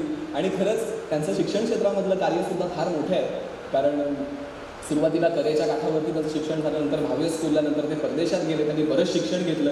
आता हे शिक्षण घेतल्यानंतर ज्यावेळेस ते काही आर्थिक विवंचनेमध्ये होते त्यावेळेस त्यांना असा प्रश्न पडला की यातून बाहेर पडायचं कसं. तर त्यावेळेस त्यांनी लक्षात घेतलं होतं की आपल्याला हे शिक्षण क्षेत्रच आहे जे शिक्षण क्षेत्र आपल्याला तारू शकतं. आणि त्याच भूमिकेतून ते शिक्षकाची भूमिका स्वीकारायला लागले. त्यांनी शिक्षकाची भूमिका स्वीकारायचं ठरवलं. प्रत्येक ठिकाणी नोकरीच्या शोधामध्ये होते. त्यावेळेस त्यांचा एक मित्र त्यांना म्हणाला की मुंबईमध्ये स्टँडर्ड्स नावाचं एक स्कूल आहे, त्या स्कूलमध्ये जा. हे गेले आणि तिथं जाऊन उभे राहिले. तिथल्या मुख्याध्यापकांना म्हणाले की मी असा शिकून आलोय, मला शिक्षकाची नोकरी हवी. ते म्हटले ठीक आहे, पण आमच्याकडे परीक्षा द्यावी लागते. ते म्हटले काय. तर तुम्हाला वर्गामध्ये जायचं आणि 60 मिनिटं शिकवायचं. 60 मिनिटामध्ये विद्यार्थी हे त्यातनं बाहेर नाही पडले पाहिजे, त्यांनी गोंधळ नाही घातला पाहिजे. आत्रे यांनी गेले, त्यांनी ते 60 विद्यार्थी तिथं पहिले पाहिजे. त्यांचे ते 120 डोळे त्यांना राक्षसासारखे दिसतात असं त्यांनी त्या करेच्या पाणीमध्ये त्याचं वक्तव्य केलं. आणि मग त्यांनी एक छान कविता शिकवली आणि सगळे विद्यार्थी शांत बसले. बाहेर आले आणि मुख्याध्यापक पण खुश झाले. म्हटले वा, तुम्ही काय म्हणजे शिकवलंय, तुमची नोकरी पक्की झाली. म्हटल्यानंतर ते शिकवायला लागले. आणि त्यांनी एका रात्री म्हणजे त्याच दिवशी त्यांनी त्यांच्या मित्रांना फोन केला की आज रात्री मला भेटायला आहे, तुम्हाला सगळ्यांना जेवण घालतो, स्टँडर्ड स्कूलमध्ये माझं सिलेक्शन झालेलं. त्यावरती ते म्हणाले की नको, शोकांतिका म्हणून आम्हीच तुला आज जेवण घालतो. त्याचं कारण असं की तिथं 2 ते 3 महिने तुम्हाला पगार काय भेटत नाही. आत्रे म्हणले की ठीक आहे, चला आजमावून तर बघूया. म्हणून मग 1 महिना झाला, पगार भेटत नाही. 2 महिने झाले, पगार भेटत नाही. एके दिवशी आत्रेंची बसण्याची स्टाईल मात्र फार एकदम अशी एकदम भक्कम होती. असंच बसले होते आणि एक समोरच्या शाळेतले शिक्षक धावत आले आणि म्हटले की काय हो, इथे मुख्याध्यापक कोण आहेत तुमचे, मला सांगा. ते म्हटले काम काय ते सांग. त्यांना वाटलं की हेच मुख्याध्यापक.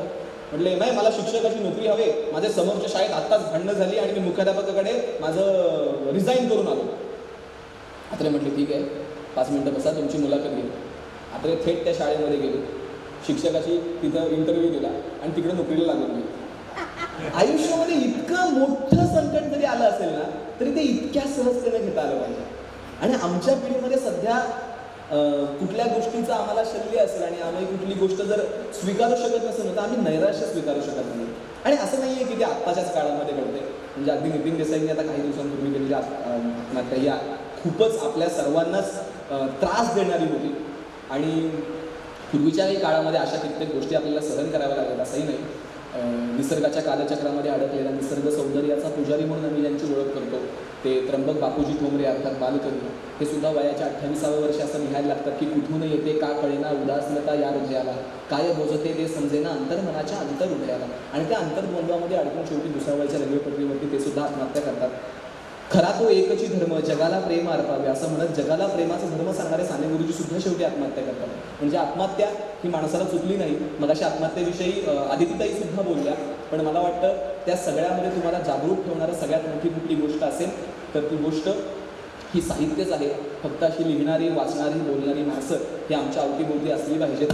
पण आज काय म्हणतात, दुर्दैवानं आमच्याकडे असं लिहिलं जातं की ऐकलेली वाचलेली माणसे गेली कुठे, पुस्तकात पाहिलेली माणसे गेली कुठे. कदाचित ती माणसं आज आमच्याकडनं हरवत आहेत आणि म्हणून हा नैराश्याचा कदाचित गर्ता हा वाढत चालला असेल. आचार्य आत्रे हे सुरुवातीच्या काळामध्ये शिक्षकाच्या भूमिकेनंतर ते कालांतराने कॅम्प एज्युकेशन सोसायटीमध्ये मुख्याध्यापक झाले. 18 वर्ष मुख्याध्यापक म्हणून राहिले आणि त्यानंतर शिक्षकाचं रूपांतर हे लोकशिक्षकामध्ये झालं आणि त्यांनी आयुष्यभर लोकशिक्षक या भूमिकेच्या माध्यमातून आपल्या प्रत्येकालाच घडवण्याचं त्यांनी काम केलं. त्यांची जी समोरच्या माणसाला प्रेरणा देण्याची वृत्ती होती ती वृत्ती अर्थातच अफाट होती. त्यावेळेला शिवाजी सावंत त्यांचं मृत्युंजय आलं होतं आणि 23 वर्षाचे शिवाजी सावंत त्यांचं कोणीही ते प्रकाशित करण्यासाठी उत्सुक नव्हतं. मग ते गदिमांकडे जातात. मग गदिमांनी त्यांचे स्नेही असलेल्या कुलकर्ण्यांना सांगितलं की पोरगी नाका डोळ्याला छान आहे, घ्या आठवण. मग त्यांनी तो मृत्युंजय प्रकाशित केला. मृत्युंजय प्रकाशित झाल्यानंतर त्याला हवा तितका प्रतिसाद मिळत नव्हता, लोकांपर्यंत ते पोहोचत नव्हतं. आणि मग शेवटी आचार्य आत्रेंनी मृत्युंजयवरती एक भरगच्च असा लेख लिहिला आणि त्यानंतर मृत्युंजय आज कुठल्या पातळीवरती आहे ते मला काही वेगळं सांगण्याची गरज नाही. आचार्य आत्रेंच्या शाबासकीची थाप म्हणजे समजून जायचं की तुमची उन्नती आता इथून सुरू झाली. असंच आचार्य आत्रेंचं असायचं. अगदी त्याचबरोबर पु ल देशपांडे हे ज्यावेळेस आचार्य आत्रेंचं वर्णन करतात त्यावेळेस ते असं म्हणतात की आचार्य आत्रेंना कदाचित त्यांच्या शिक्षकांनी बे एके बे असा काही पाढा शिकवलाच नसेल. त्यांना बहुतेक त्यांनी 2001 2004 2002 4000 असं काहीतरी शिकवलं असावं. आणि त्या आचार्य आत्रे आणि पु ल देशपांडे यांचं प्रेम जितकं मी तुम्हाला मगाचपासून सांगण्याचा प्रयत्न केला त्याच पद्धतीनं त्यांच्या आयुष्यातली एक घटना आहे. शेवटाकडे जाताना आवर्जून ती मी घटना सांगेन. नांदेडमध्ये साहित्य नाट्य संमेलन होतं आणि नाट्य संमेलनाचे अध्यक्ष होते पु ल देशपांडे आणि प्रमुख वक्ते होते आचार्य आत्रे. आचार्य आत्रेंनी जाताना जी काही मराठवाड्यातली धूळ पाहिली त्यावेळेस ते इतके चिडले. गेल्यानंतर म्हटले की सगळ्या राजकारण्यांना धारेवरती धरलं, सगळ्यांची वाट लावून टाकली. आणि मग पु ल देशपांडे उभे राहिले आणि म्हणाले की ज्या माणसानं आयुष्यभर माणसांना धूळ चालली त्या माणसाला इतका धुळीचा जर आज त्रास होतोय तर थोडी माझ्याच मनामध्ये आता भीती निर्माण झाली. कारण ह्या धुळीमध्ये या मराठवाड्याच्या मातीमध्ये शिवाजी महाराज, एकनाथ महाराज, ज्ञानेश्वर माऊली यांची पावलं इथून गेलेली आहेत. यांची धूळ आपल्या अंगाला लागणं म्हणजे त्या माणसांचा स्पर्श खऱ्या अर्थानं आपल्याला होणं असं आहे. अशी भूमिका पु ल देशपांडे घेतात. आणि त्यानंतर आचार्य आत्रे सभेचे सगळे नियम मोडून टाकतात आणि उठून उभे राहतात. त्यांच्या डोक्यावरून हात फिरवतात आणि फक्त शेवटी त्यांनी एक वाक्य म्हटलं होतं की मावळत्या विनोदानं हा उगवत्या विनोदाला दिलेला आशीर्वाद. मला वाटतं खरंच इतकं माणसाला आभाळाच्या खाली राहता आलं पाहिजे. घराच्या छपराखाली जरी बसलो ना तरी इतकी ती संयमाची भूमिका असली पाहिजे, इतकी माणुसकी स्वतःमध्ये असली पाहिजे आणि इतकं माणसाला झुकता आलं पाहिजे. आणि खऱ्या अर्थानं एकमेकाच्या विचारांवरती जे प्रेम कसं करायचं हे आम्हाला आचार्य आत्रेंनी शिकवलं. आणि अशाच प्रकारचं विनोद आणि त्यांची ती सगळी विनोद बुद्धी हे आपल्याला सातत्यानं पाहायला मिळते. ते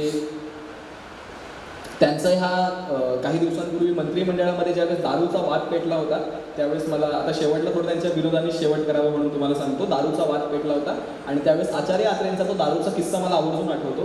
तो किस्सा असा होता की त्यावेळेला मोरारजी देसाई हे मुख्यमंत्री होते आणि त्यांनी गांधीवादी नेते, त्यामुळे त्यांनी दारूबंदी केली होती. परंतु घरामध्ये बसून दारू पिणाऱ्या लोकांसाठी काही विशेष नियम त्यांनी काढले होते आणि मग अशाच काळामध्ये सत्ताधारी पक्ष आणि विरोधी पक्ष यांच्यामध्ये प्रचंड वाद होऊ लागला. विरोधी पक्षात ते सांगायला लागले की दारू आता भट्टीतनं काढली जाते, घरात दारू गाळली जाते, तरी दारूबंदी कशाला असली पाहिजे, असं तसं भरपूर वाद पेटला होता. त्या वादामध्ये एके दिवशी आचार्य आत्रे उभे राहिले आणि म्हणाले की ही दारूबंदी वगैरे सगळा हा पोरकटपणा आहे, कारण तुम्ही आता मला फक्त एक नाव सांगा, त्या नावाची दारू मी 1 मिनिटात घेऊन येतो, असं म्हणाले. असं म्हटल्यानंतर दुसरे एक मंत्री महोदय उभे राहिले. ते म्हणाले की बरोबर आहे, आचार्य आत्रे आहेत म्हटल्यानंतर त्यांच्या घरात आणि त्यांच्या गाडीमध्ये दारू असणारच, मग त्यांना ती दारू आणणं काय विशेष नाही आहे, आणि रात्री ती जर दारू पिले तर दारूचा वास आम्हाला अजून पण येतो. असं म्हटल्यानंतर आचार्य आत्रे उभे राहिले पुन्हा भाषण करायला. तर आचार्य आत्रेंची वेळ होती. आचार्य आत्रेंनी पहिलंच वाक्य असं वापरलं की आत्तापर्यंत मला असं वाटत होतं की फक्त बायकोच नवऱ्याचं नाव घेताना लाजते, कारण त्यांनी आचार्य आत्रेंचं नाव नव्हतं घेतलं, त्यांनी फक्त त्यांना एक मंत्री असं म्हणाले. म्हणून ते म्हणाले की आत्तापर्यंत असं वाटलं होतं की फक्त बायकोच नवऱ्याचं नाव घ्यायला लाजते. राहिला प्रश्न माझ्या दारू पिण्याचा किंवा माझ्या तोंडातनं वास येतोय की नाही याचा, तर शासनाचाच नियम आहे की सुरक्षित अंतर पाळा, कदाचित तो नियम इथं मोडला जातोय. आणि दुसरी गोष्ट अशी आहे की सकाळपासून मी इथल्या एकाही नेत्याला माझ्या खुशीत काही घेतलेलं नाही. म्हणजे असं म्हटल्यानंतर जो हास्याचा कल्लोळ माजला आणि त्यानंतर तो विषय अजून गंभीर होत गेला. एके दिवशी त्यांना असं विचारलं गेलं की आता तुम्ही एवढ्या आर्थिक विवंचनेमध्ये आहात, तुमच्याकडनं सगळंच निघून चाललंय, तर तुम्हाला अजूनही विनोद सुचतो का, तुम्हाला रात्री झोप लागते का? तर ते म्हणाले मला झोप लागायचा काय मुद्दा, मला झोप न लागायला काय झालं, ज्यांनी मुळात माझ्याकडनं पैसे घेतले त्यांना झोप नाही लागली पाहिजे. आणि मला जर विचाराल तर मला विनोद हा माझ्या रात्री सुद्धा स्वप्नातही असतो. एके दिवशी सकाळी मला चप्पल भरपूर चावत होती, रात्री स्वप्नात मी त्या चपलेला म्हटलं चावणं बंद कर, नाही तर वाण्यानं तोंड फोडून तुझं. म्हणजे त्यांच्या स्वप्नातही विनोद होता. असे नाटककार, विडंबनकार अशा वेगवेगळ्या भूमिकातून, सृजनाच्या वास्तवाच्या भूमिकेतून आचार्य आत्रे आपल्यासमोर उभे राहिले.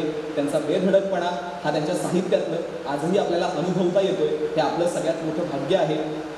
असं म्हणतात की जीवनालाही काटेरी डंख आहे, डोळे उघडून पहा जरा, हे तर फुलपाखराचे पंख आहेत, पण हे फुलपाखराचे पंख तुम्हाला अनुभवायचे असतील तर तो विनोद तुमच्या माझ्या आयुष्यामध्ये असला पाहिजे. त्या विनोदाची ढाल करून जर का आपल्याला ते रसिकतेचं चिलकत घालता आलं ना तर आपलं आयुष्य फार सुंदर होईल.